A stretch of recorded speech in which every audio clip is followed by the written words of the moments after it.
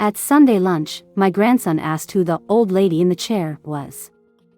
My daughter-in-law replied, "Someone who only comes to bother us." She cried when she found out everything I had done for her. "Your presence here means so much to me. Watch until the end and leave a comment telling me which city you're watching from. I want to see how far my story has reached." The sunlight streamed through the dining room windows, casting a warm glow on our Sunday family lunch. I had spent the entire morning cooking David's favorite pot roast, the way I always did. The kitchen had been my domain since my husband passed 5 years ago, and cooking for my son, his wife Michelle, and my precious 8-year-old grandson Tommy was one of the few joys I had left at 60. "More potatoes, Tommy?" I asked, already reaching for the serving bowl. Tommy shook his head, his attention drawn to something else. He had that curious look children get when they're trying to solve a puzzle. "Grandma," he asked suddenly, his innocent voice cutting through the clinking of silverware, "who's the old lady in the chair?" The table fell silent. David looked up from his plate, confused. I froze, serving spoon in midair. "What do you mean, sweetheart?" I asked, thinking perhaps he was referring to a character in one of his storybooks. Tommy pointed directly at me. "Her. The old lady in the chair. Mommy talks about her all the time." My heart skipped a beat as all eyes turned to Michelle. Her face flushed red, but instead of embarrassment, I saw annoyance flash across her features. She put down her fork with deliberate slowness. "Tommy, eat your lunch," she said sharply. "But you said..." "Tommy." Michelle's voice was strained. "Not now." David cleared his throat. "What's this about, Michelle?" I sat perfectly still, my hands trembling slightly in my lap. The room suddenly felt cold despite the warm June day. Michelle let out a sigh, as if terribly inconvenienced. Then, looking straight at me, she said, "Someone who just comes to inconvenience everyone." The words hit me like a physical blow. I'd been slapped exactly once in my life, by a delirious patient when I worked as a nurse, but this hurt more. Much more. "Michelle." David's voice was sharp, but not sharp enough. Not nearly enough. Tommy looked confused, his eyes darting between his mother and me. "But Grandma makes cookies. And she reads me stories." Michelle didn't respond, just stabbed at her roast with unnecessary force. David looked uncomfortable but said nothing more. The silence stretched out, punctuated only by the ticking of the grandfather clock in the corner, the same clock I'd sacrificed to keep when I sold most of my possessions to help them with the down payment on this house. Their house. Where I occupied the small guest room downstairs because my arthritis made climbing stairs difficult.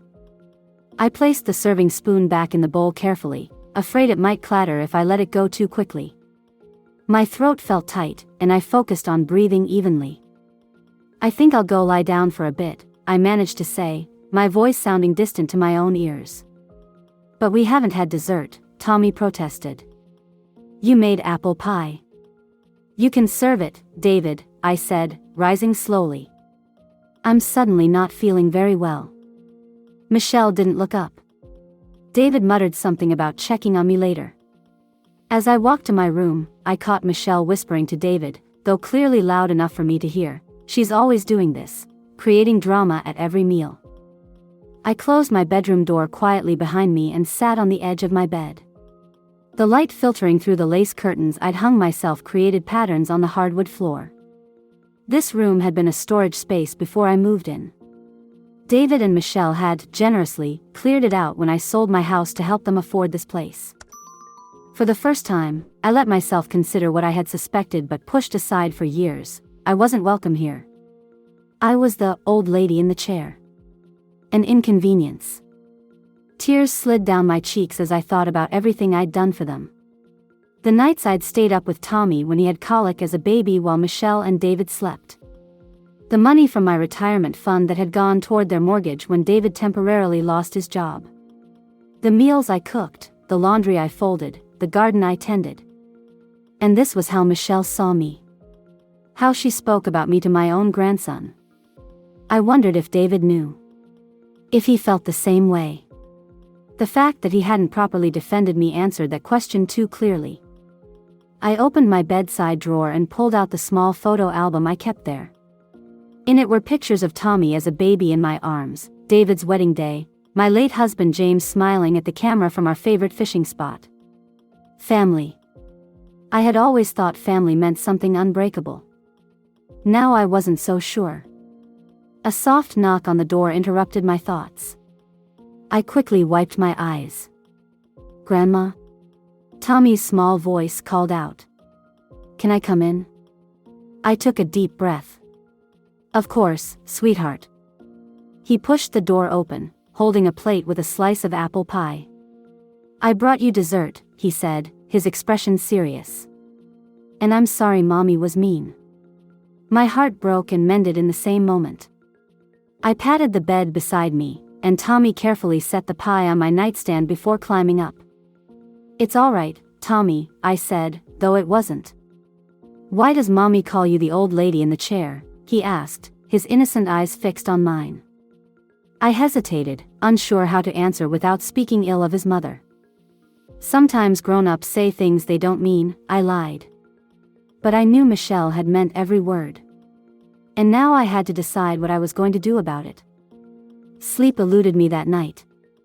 I stared at the ceiling, Michelle's words echoing in my mind. Someone who just comes to inconvenience everyone. How long had she felt this way? How long had she been poisoning Tommy against me? And what had David done about it? I slipped out of bed at dawn, my joints protesting as I moved quietly to make coffee. The house was still silent, no one would be up for hours on Sunday. I sat at the kitchen table, watching the sun rise through the window I had hung curtains on just last month. This kitchen had seen so much. 5 years of Sunday dinners, holiday meals, birthday celebrations. I remembered when David and Michelle bought this house. They couldn't afford it, not really. But they'd fallen in love with it, and Michelle had been pregnant with Tommy. "Mom," David had said, his voice hesitant, "we need help with the down payment." I had just lost James 6 months before. The insurance money and our savings were all I had for my retirement. But I didn't hesitate. "Of course," I'd answered. "Family helps family." I emptied nearly half my savings account to help them qualify for the mortgage. When they asked if I wanted to move in, the guest room downstairs would be perfect, they said, I initially declined. I valued my independence, the small house James and I had shared for 30 years. But then Michelle had complications with her pregnancy. Bed rest for the final trimester. David was working overtime to compensate for the missing income, and someone needed to cook, clean, and help Michelle. Just temporarily, I told myself as I packed up my house and sold most of my furniture. 5 years later, I was still here. I sipped my coffee, thinking about the countless nights I'd spent rocking Tommy when he had colic. Michelle had been exhausted, recovering from a difficult C-section. I took the night shifts without complaint. In those quiet hours with my grandson's warm weight against my chest, I felt needed, valued. 2 years ago, when David lost his job during company-wide layoffs, I dipped into my dwindling retirement fund again. 6 months of mortgage payments while he searched for work. I never asked for repayment. That's what family does. The sound of creaking floorboards upstairs jolted me from my thoughts. Someone was awake. I quickly rinsed my cup and headed back to my room, not ready to face anyone yet. As I passed David's home office, something caught my eye. The door was slightly ajar, unusual since Michelle insisted it stay locked because of Tommy's curiosity. I hesitated, then pushed it open. The room was neat as always. David had inherited James's organizational skills.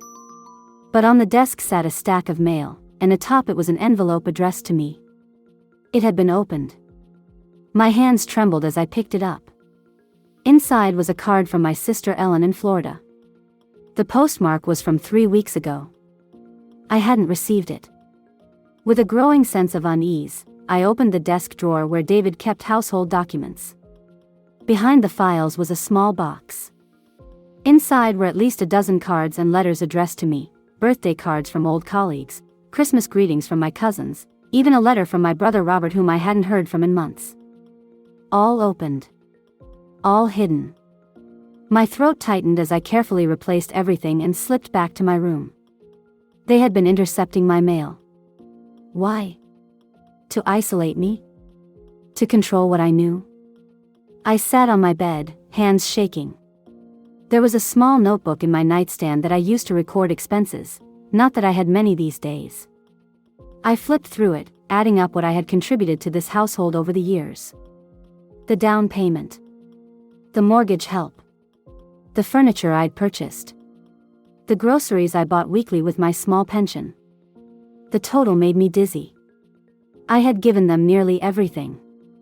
Another memory surfaced, last Christmas, when Michelle had complained that the pearl earrings I gave her weren't her style.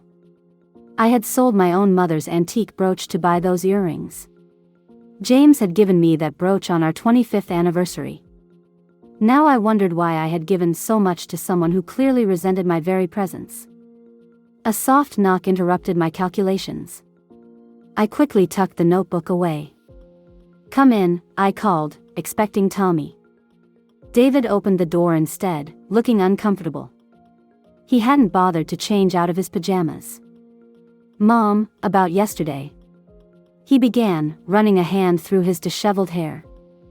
I waited, hoping against hope that he would defend me, that he would tell me Michelle was wrong and that I was valued here.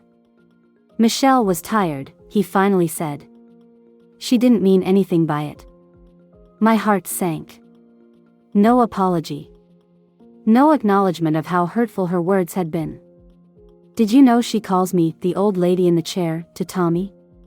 I asked quietly. David looked away. "She has a weird sense of humor sometimes." "That's not humor, David. That's disrespect." He sighed heavily. "Can we not make this a big deal? Michelle's under a lot of stress with her new job, and what about me?" I interrupted, surprising myself with my firmness. "Do you know she's been hiding my mail? There's a box of opened letters addressed to me in your desk drawer." David's face flushed. "She was just trying to spare you from bill collectors calling your brother. He put your name down as a reference for some loans." "Mom, you get upset so easily these days." I stared at my son, suddenly seeing him clearly. He knew. He had always known how Michelle treated me, and he had chosen to look the other way. "I see," I said quietly. "So we're good?" David asked, already backing toward the door, clearly eager to end the conversation. I nodded, not trusting myself to speak. As the door closed behind him, I felt something shift inside me. For 5 years, I had dimmed my light, made myself smaller, quieter, less demanding. All to avoid being an inconvenience. I reached for my phone and scrolled to my friend Elaine's number. We had been nurses together for 30 years before retirement. She had been trying to get me to join her seniors painting class for months. "Lori," she exclaimed when she answered. "I was just thinking about you." "Elaine," I said, my voice steadier than I expected, "is that spare room of yours still available?" There was a pause. Elaine had offered me her guest room when James died, but I had chosen to help David and Michelle instead. "It's always available for you," she said softly. "What's happened?" "I'll explain everything," I promised. "But I think it's time I made some changes." As I hung up, I noticed Tommy standing in my doorway, his Batman pajamas rumpled from sleep. "Grandma?" he asked, his voice small. "Are you going somewhere?" I held out my arms, and he climbed onto my lap, still small enough to fit perfectly against my shoulder. "Not today, sweetheart," I whispered into his hair. "But soon." I wouldn't be the old lady in the chair anymore. I had given this family everything. Now it was time to find out what remained of me. For 3 days, I kept my plans quiet. I sorted through my belongings when David and Michelle were at work, deciding what to take and what to leave. There wasn't much. My life had already been downsized when I moved in. My clothes, my photo albums, the quilt my mother made me, and James's watch were the essentials. Everything else was replaceable. I called Elaine daily, finalizing arrangements. Her spare room wasn't large, but it had a window overlooking a small garden and was close to the community center where she took her art classes. It felt like a lifeline. On Wednesday evening, I was packing a small box when I heard the front door open. David was home early. I tucked the box under my bed and went to greet him. "Hey, Mom," he said, his attention on the mail he was sorting. "Michelle's bringing home takeout tonight. Chinese." "Sounds nice," I replied, studying his face. My son looked like his father, the same strong jaw, the same crinkles around his eyes when he smiled. When had he stopped really looking at me? "David," I said, "we need to talk." He finally glanced up, a flicker of annoyance crossing his features. "Can it wait until after dinner? I've had a rough day." "No," I said firmly, "it can't." He sighed, tossing the mail onto the counter. "What's up?" I took a deep breath. "I'm moving out. I've made arrangements to stay with Elaine for a while." David's eyes widened. "What? Why? Is this about what Michelle said on Sunday?" "I told you, she was just tired." "This isn't just about Sunday," I interrupted. Though that opened my eyes to something I should have seen years ago. I pulled out my notebook from my pocket. I made a list of everything I've contributed to this household over the past 5 years. I handed it to him. David's face paled as he scanned the figures, the down payment amount, the mortgage payments, the monthly contributions from my pension. "Mom, if this is about money." "It's not about money," I said, though partly it was. "It's about respect. It's about being treated like family instead of an inconvenience." The front door opened again, and Michelle walked in carrying takeout bags, Tommy trailing behind her. She froze when she saw our expressions. "What's going on?" she asked cautiously. "Mom says she's moving out," David said, his voice tight. Michelle's surprise seemed genuine, but it quickly gave way to something closer to calculation. She set the bags down on the counter. "Tommy, go wash up for dinner," she said. "But I want to." "Now, Tommy." Once he was upstairs, Michelle turned to me, arms crossed. "So you're finally leaving? Just like that?" Her tone made my resolve harden. "Yes, just like that." David looked between us, conflict evident on his face. "This is crazy." "Mom, you don't need to leave." Michelle didn't mean. "Stop telling me what she meant," I snapped, surprising even myself with my sharpness. "I know exactly what she meant. And it wasn't just what she said Sunday. It's the opened mail hidden in your desk. It's the way she talks about me to Tommy. It's how neither of you has ever acknowledged everything I've sacrificed for this family." Michelle's face flushed. "Sacrificed? You live here rent-free." I laughed, a short, bitter sound. "Rent-free? I paid for half this house. I've been contributing to bills, groceries, and childcare for 5 years. We gave you a place to stay when you had nowhere else to go," Michelle retorted. David's head whipped toward her. "Michelle, that's not." "I had my own home," I said quietly. "I sold it to help you buy this one. I had savings, which I used to pay your mortgage when David lost his job." Michelle's eyes narrowed. "So now you're keeping score?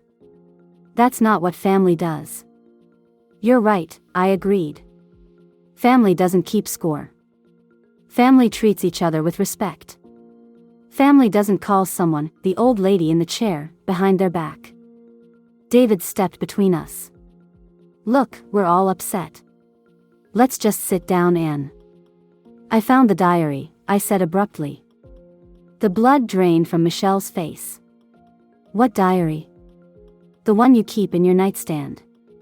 The one where you wrote that you're counting the days until you can put me in a home." I hadn't planned to reveal this. While searching for my reading glasses in their bedroom last month, I'd accidentally knocked over a small journal. It had fallen open to a page with my name written repeatedly, surrounded by increasingly hostile comments. I'd read just enough to understand how my daughter-in-law truly felt before replacing it, trying to unsee the words.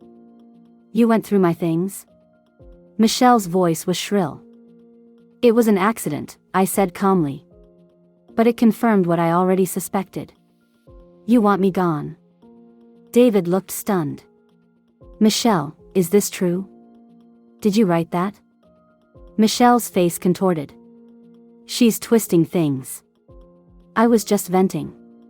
You know how stressed I've been, how much pressure we're under with the mortgage and Tommy's school expenses. Pressure I've been helping ease for years, I pointed out. Mom, David said, his voice pleading, maybe we should talk about this when everyone's calmer. I looked at my son, really looked at him. The boy I'd raised, the one who once stood up to bullies in the playground, who'd helped elderly neighbors with their groceries, was now a man who couldn't even stand up for his own mother. I've made my decision, I said quietly. Elaine is picking me up on Friday. Friday? David looked panicked. That's in 2 days. Mom, you can't just. I can, I said. And I am. Tommy appeared at the bottom of the stairs, his small face pinched with worry. Grandma? Are you leaving us? My heart constricted. I knelt down, ignoring the protest in my knees. I'm going to stay with my friend Elaine for a while, sweetheart. But I'll see you often. Michelle made a scoffing sound. You're upsetting him unnecessarily. I stood up slowly, meeting her gaze. No, Michelle. You did that when you taught him to see his grandmother as just the old lady in the chair. For the first time, I saw something like shame cross her face. I'm going to my room now, I announced. I'm not hungry. As I walked away, I heard Tommy ask in a small voice, is Grandma mad at us? No one answered him. And I realized that in all this time, no one had apologized either. In my room, I closed the door and leaned against it, my heart pounding. The confrontation had gone exactly as expected, and yet I felt no satisfaction. Only a bone-deep weariness and the certainty that I was doing the right thing. I pulled the half-packed box from under my bed and continued my task. When I reached for the framed photo of David, Michelle, and Tommy from last Christmas, I hesitated, then set it aside. Some ties couldn't be packed away as easily as others. The next morning, I woke to the sound of the front door closing. David and Michelle leaving for work, Tommy for school. The house settled into silence, a silence I once found lonely but now welcomed. I finished my packing methodically, wrapping each memento in tissue paper. My wedding photo. James's favorite coffee mug. The Mother's Day cards David had made me when he was small. Once, these items had been displayed proudly around my home. Now they had been relegated to shelves in my small bedroom, nearly hidden from view. Around noon, the doorbell rang. I tensed, not expecting anyone. Through the peephole, I saw Elaine's familiar face. I opened the door with relief. I thought you weren't coming until Friday, I said, embracing her. Elaine hugged me tightly. I couldn't wait. And I figured you could use some help packing. She pulled back, her keen eyes assessing me. You look tired. I am tired, I admitted, leading her inside. In every way possible. Elaine had been my closest friend for over 30 years. We had worked the same hospital shifts, attended each other's children's weddings, held each other through losses. She knew me better than anyone. Show me what needs to be done, she said practically. For the next few hours, we sorted and packed. Elaine didn't press for details, but I found myself telling her everything. The old lady in the chair, comment, the hidden mail, the diary entry about putting me in a home. I've been such a fool, I said, folding a cardigan. I gave them everything, and they see me as nothing but a burden. Elaine's face hardened. They didn't deserve you, Lori. They never did. Maybe I spoiled David, I sighed. James was always the disciplinarian. After he died, I just wanted to make David happy. Children need to learn gratitude, Elaine said firmly. You didn't fail him. He failed you. We were carrying the last box to Elaine's car when David's BMW pulled into the driveway. He got out, looking surprised and then angry when he saw us. "Mom? What's going on? I thought you weren't leaving until Friday."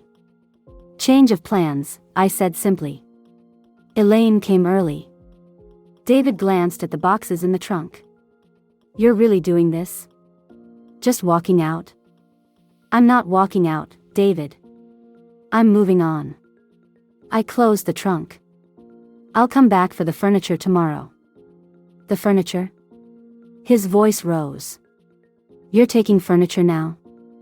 "Just my bed and the chair from my room," I clarified.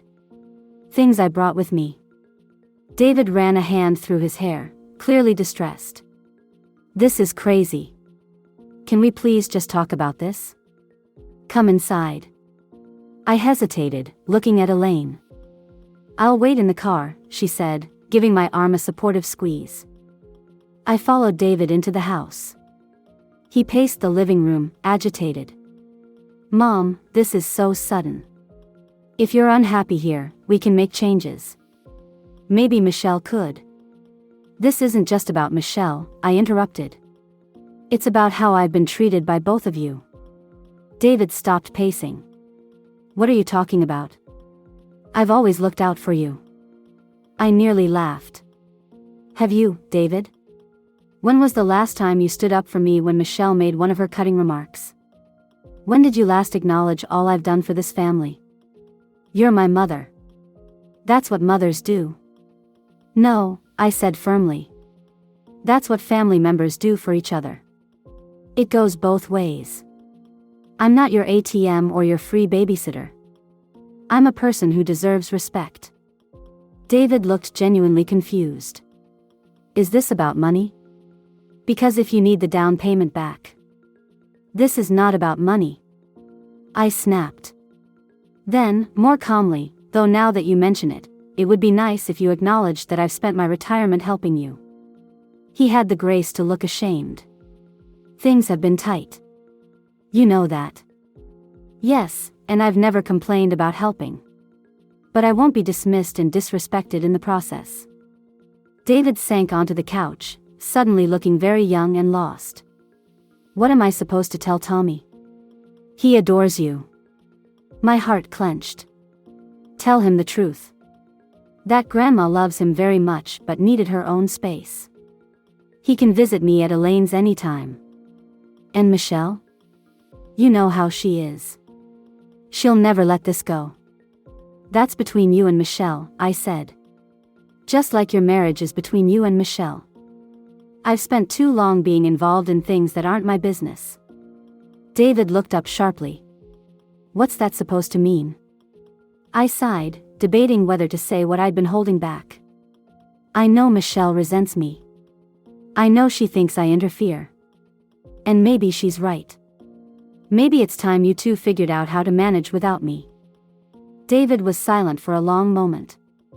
"Did you ever think that maybe Michelle is jealous of you?" he finally asked. I blinked in surprise. "Jealous? Of me? Of how close you are with Tommy? Of how he runs to you whenever he's upset?" David rubbed his face. "Of how you always seem to know exactly what to do when he's sick or scared, while she feels like she's failing as a mother." I sat down slowly, processing this. "She's not failing. Tommy adores her." "She doesn't see it that way," David said. "And then there's the money stuff. She knows we wouldn't have this house without you. It makes her feel inadequate." For the first time, I felt a flicker of empathy for Michelle. But it wasn't enough to change my decision. "I understand that's difficult for her," I said carefully. "But it doesn't excuse how she's treated me." David nodded reluctantly. "I know. I should have said something sooner. I didn't want to choose sides." "You chose a side every time you stayed silent," I pointed out. He flinched as if I'd struck him. I stood up. "Elaine's waiting." David rose too, his expression pained. "What if I talk to Michelle? Get her to apologize? We could start over." I shook my head. It's too late for that, David. I need time. I need space to figure out who I am outside of this house. Will you at least call? Let us know you're okay. I'll call Tommy, I promised. The rest, we'll see. He followed me to the door. Mom, I'm sorry. I really am. I looked at my only child, this man I had raised, who had both broken and formed my heart. I know you are, David. But sometimes sorry isn't enough.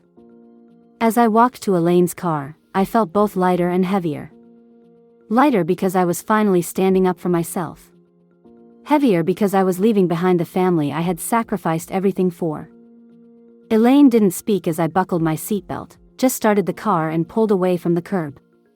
In the side mirror, I could see David standing in the doorway, watching us drive away. Are you okay? Elaine finally asked as we turned onto the main road. No, I answered honestly. But I will be. The houses of the neighborhood where I'd spent the last 5 years receded behind us. Ahead lay an uncertain future, a guest room, a painting class, a life to rebuild. At 60, I was starting over. For the first time in years, the thought didn't terrify me. It felt like possibility. Living with Elaine felt like college again, sharing a bathroom, dividing chores, staying up late talking about life. Her spare room became my sanctuary, a place where no one questioned my worth or treated me like a burden. The lace curtains from my old room now hung on these windows, filtering the morning light into patterns on the floor.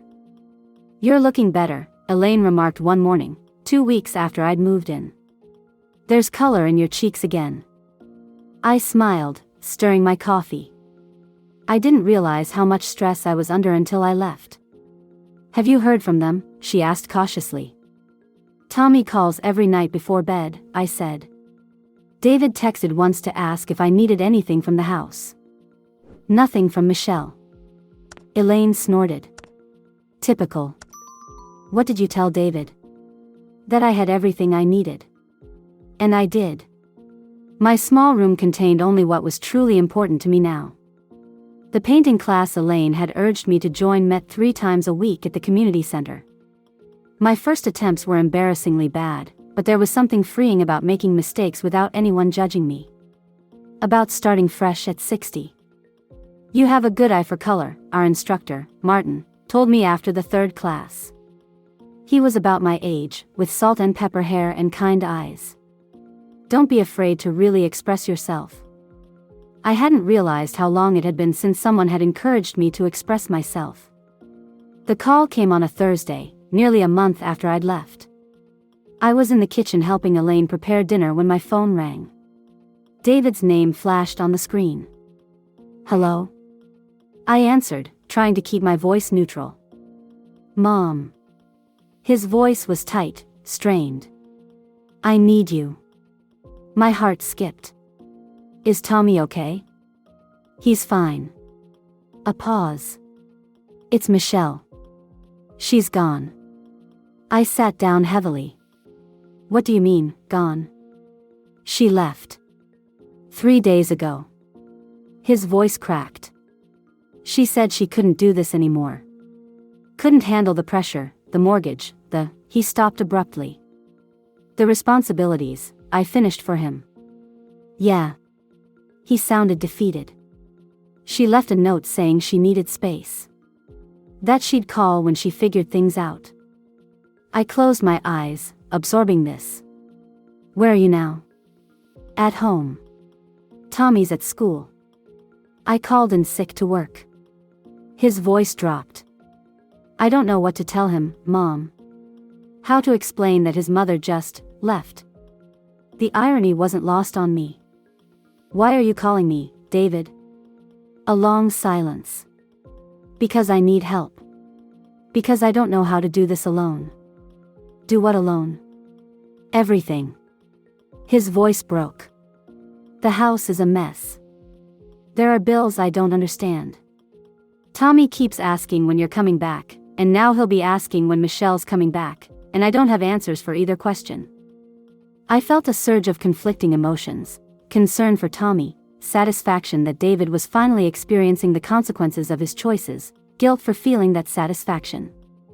"David," I said carefully, "I'm sorry Michelle left. That's painful, especially for Tommy. But I can't just come back and pick up where I left off." "I know that," he said quickly. "I'm not asking you to move back in. I need some guidance. Some help figuring out what to do next." I thought about it. "I'll come over tomorrow. We can talk then." "Thank you," he breathed, relief evident. "And Mom? I'm sorry. For everything." After I hung up, Elaine looked at me with concern. "You okay?" I nodded slowly. "Michelle left them." Elaine's eyebrows shot up. Well. Not so easy being a single parent, is it?" "He sounds genuinely upset," I said. "Of course he is. His free childcare and housekeeper left, and now his backup has left too." The words stung, partly because they echoed my own thoughts. "That's not fair. He's still my son." Elaine softened. "I know. I'm sorry. It's just, I don't want to see you get hurt again." The next day, I drove to my old neighborhood with a mixture of dread and determination. The house looked the same from the outside, but as soon as David opened the door, I could see the changes within. Dishes piled in the sink. Toys scattered across the floor. A general air of neglect that hadn't been there a month ago. David looked awful, unshaven, dark circles under his eyes, a stain on his rumpled shirt. He stepped back to let me in, his relief at seeing me painfully evident. "Thanks for coming," he said, leading me to the kitchen. He started making coffee with shaking hands. I didn't know who else to call. I set my purse down, taking in the chaos. "How's Tommy handling all this?" David's shoulders slumped. "Not great. He doesn't understand why everyone keeps leaving. First you, now Michelle." He turned to face me. "I don't understand it either." I held his gaze. "I think you do, David. You've just been avoiding it." He looked away. "She left because of the money. The bills. She said she never signed up for this kind of stress." "What kind of stress?" "The mortgage is underwater," he admitted. "We've been struggling since I lost that job 2 years ago. The new position pays less. Michelle's salary helps, but with Tommy's school and everything else." He trailed off. I frowned. "But I helped with the mortgage. I've been contributing to household expenses." David couldn't meet my eyes. "We took out a second mortgage last year. Michelle wanted to renovate the kitchen." Understanding dawned. "And you never told me." He shook his head miserably. "Michelle said you'd already done enough, that we couldn't keep relying on you. But then when things got tight and you left. She couldn't handle it," I finished. "None of this would have happened if you'd stayed," he said, a hint of accusation in his tone. I stiffened. "Are you blaming me for Michelle leaving?" "No. He ran a hand through his hair. "Everything was working before.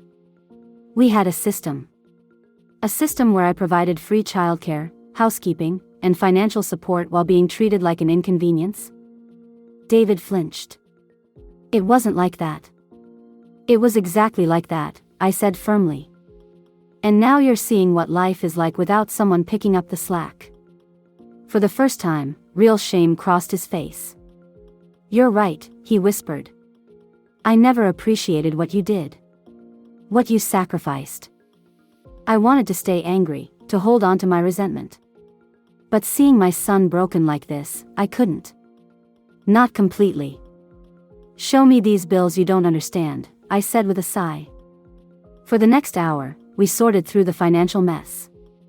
The situation was worse than I'd imagined: late mortgage payments, credit card debt, school fees in arrears. Years of living beyond their means, patched together with my contributions. "How could you let it get this bad?" I asked, stunned. David shook his head helplessly. Michelle handled most of the finances. She kept saying it would work out. I sat back, my mind racing.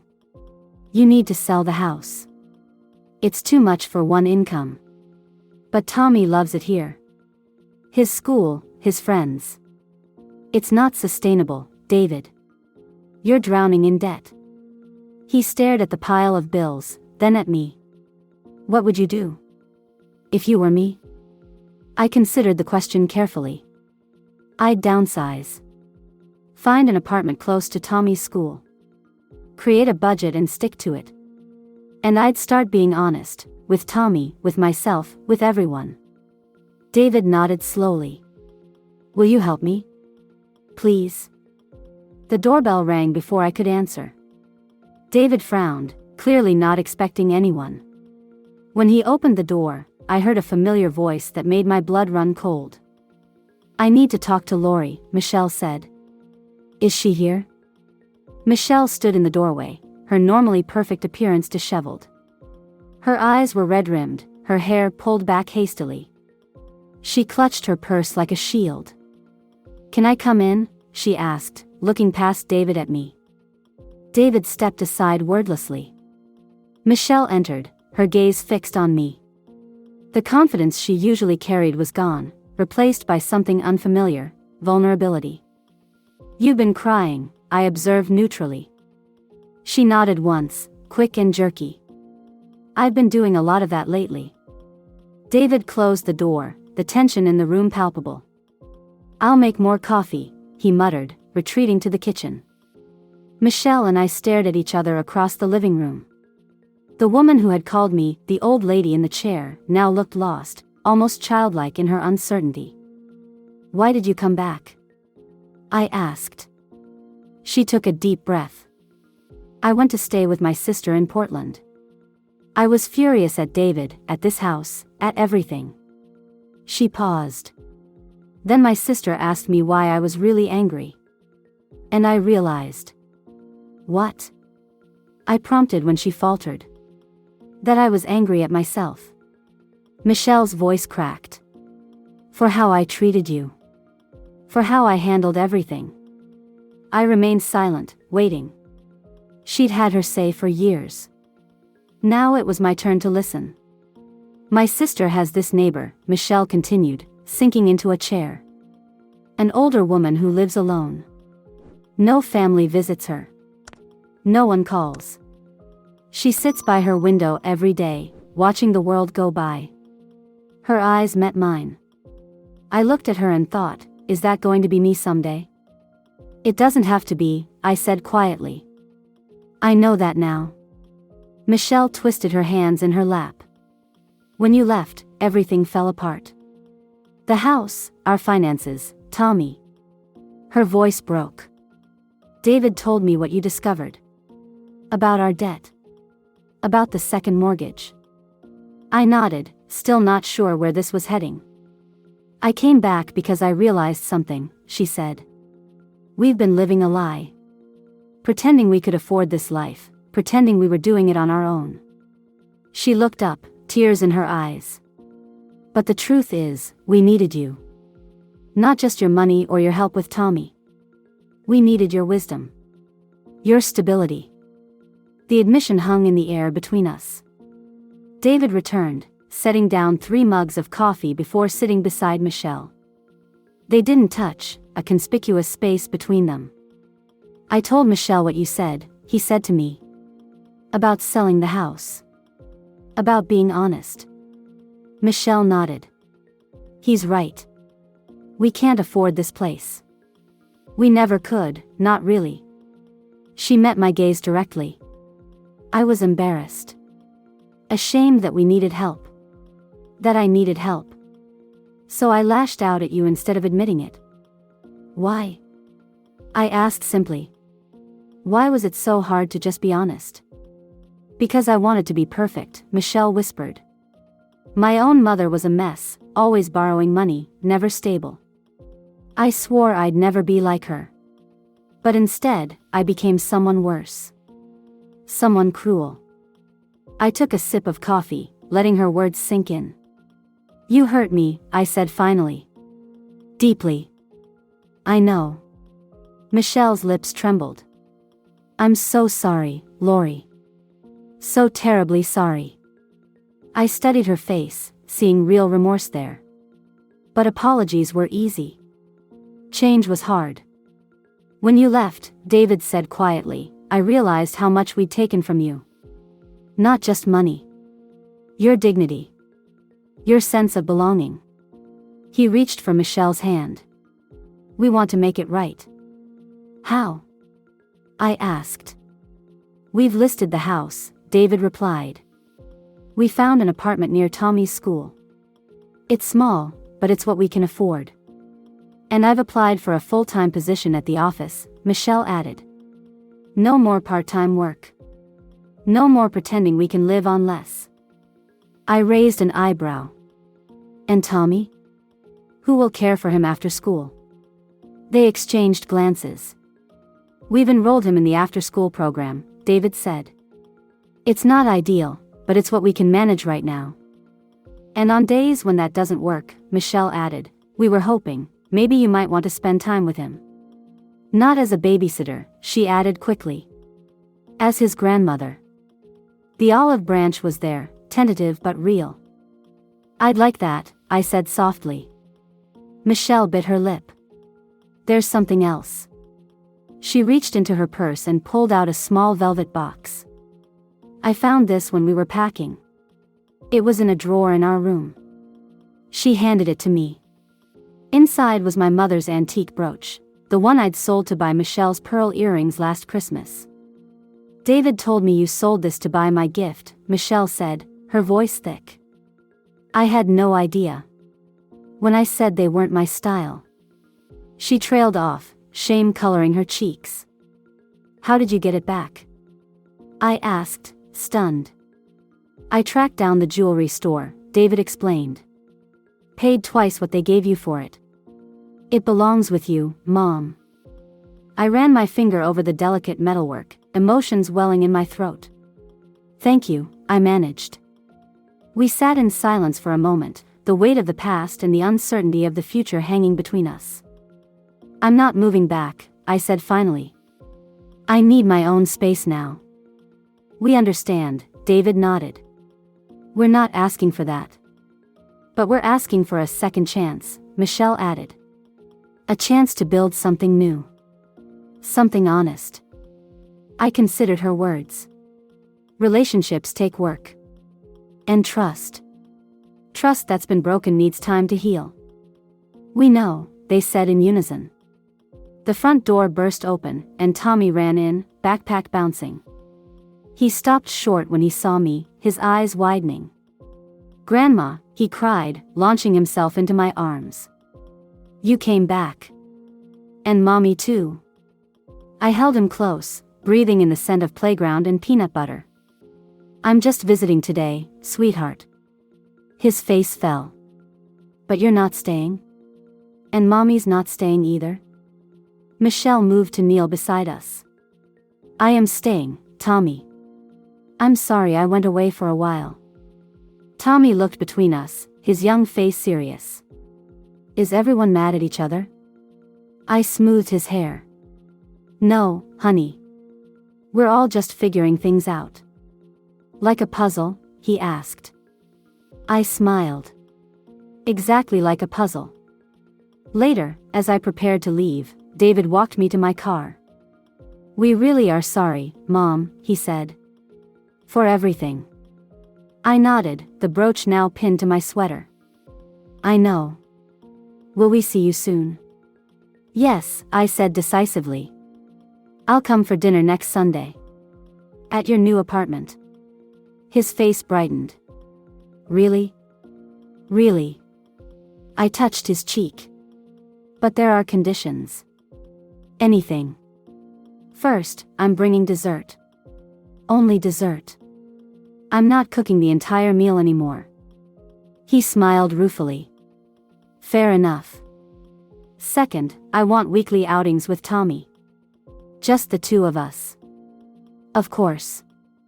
And finally, I said, my voice firm, I am never, ever, to be referred to as the old lady in the chair again. David winced. Never. I promise. I nodded, satisfied. Then I'll see you Sunday. As I drove away, I caught sight of the three of them in my rearview mirror, David, Michelle, and Tommy standing on the front step of the house they would soon leave behind. The road ahead wouldn't be easy for any of us.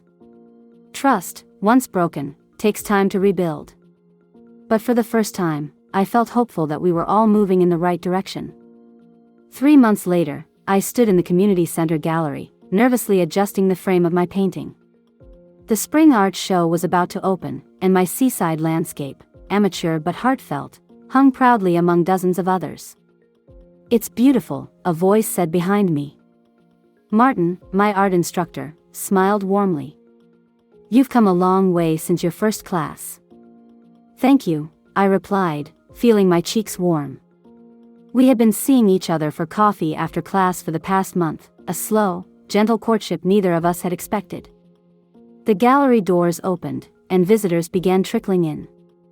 I spotted Elaine first, then David, Michelle, and Tommy, all dressed in their Sunday best. Tommy ran ahead, a handmade card clutched in his hand. Grandma. We came to see your picture, he exclaimed, presenting me with the card. Inside, in careful letters, he had written, to the best grandma, not an old lady in a chair. Michelle saw it and blanched. Tommy, that's not. I laughed, genuinely amused. It's okay. I knelt down to Tommy's level. You're right. I'm not an old lady in a chair. I'm a grandmother who paints. Who has friends. I glanced at Martin. Who goes on dates. Tommy's eyes widened. Like, boyfriend dates? Something like that, I admitted. David looked surprised but pleased. Michelle smiled tentatively. We were still finding our way with each other, but the weekly dinners at their modest new apartment had become something I looked forward to, rather than dreaded. Your painting is really good, Michelle said sincerely. You found a new talent. I found myself, I corrected gently. At 60, I'm finally figuring out who I am when I'm not defined by what I do for others. As we moved through the gallery, Tommy between us, I reflected on the journey of the past few months. The pain of that Sunday lunch had led to something unexpected, a new beginning. For all of us.